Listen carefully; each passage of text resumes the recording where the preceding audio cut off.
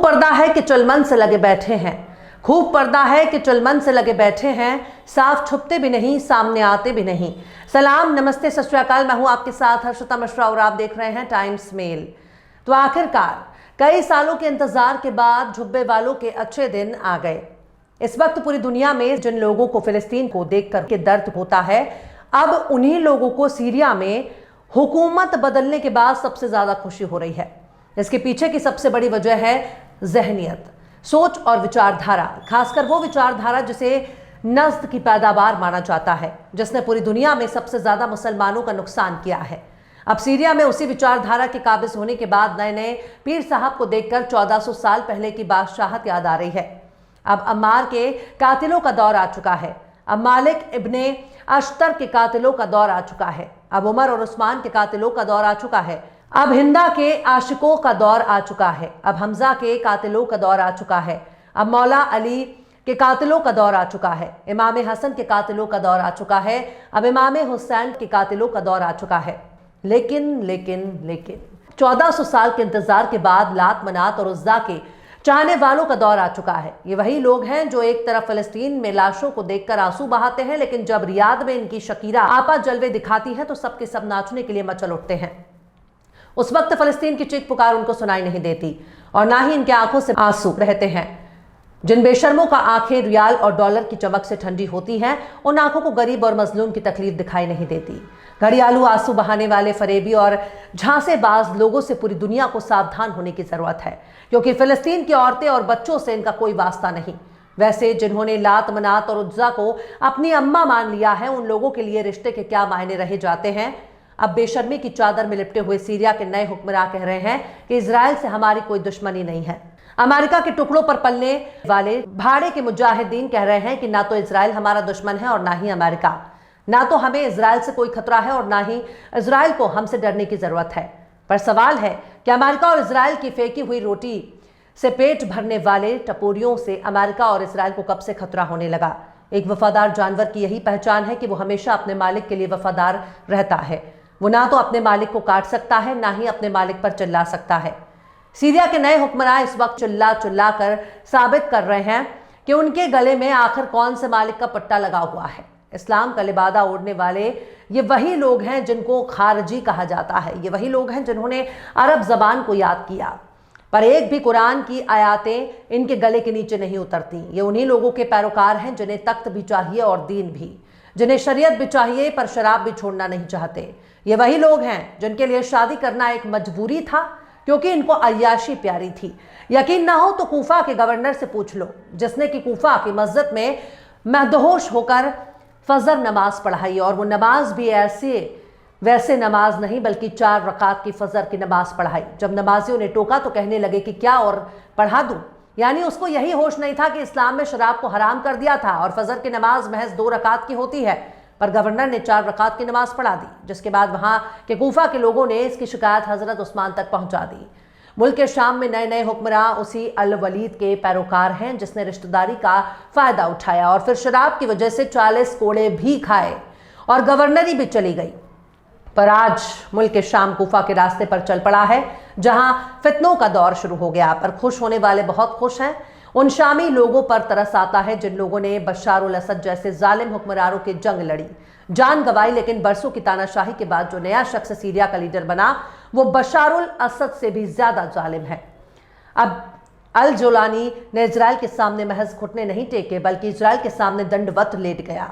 इसे ही बोलते हैं मालिक के आगे बिछ जाना। पर अल जोलानी को अब्बा मानने वालों का क्या बिगड़ता है? जोलानी ने अपनी हुकूमत बनाने के बाद गैर मुल्की हथियारबंद लड़ाकों सीरिया की फौज में शामिल करना शुरू कर दिया।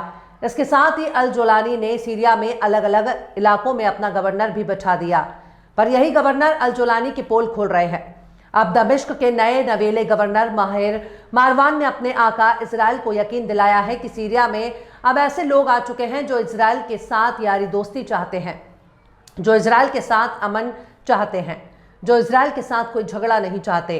अल माहिदीन ने अपनी रिपोर्ट में एनपीआर के साथ एक साक्षात्कार में मारवान के बयान का जिक्र किया है, जिसमें मारवान ने कहा कि जब सीरिया में नई सरकार सत्ता में आई तो इजराइल को कुछ गुटों से डर लगा होगा।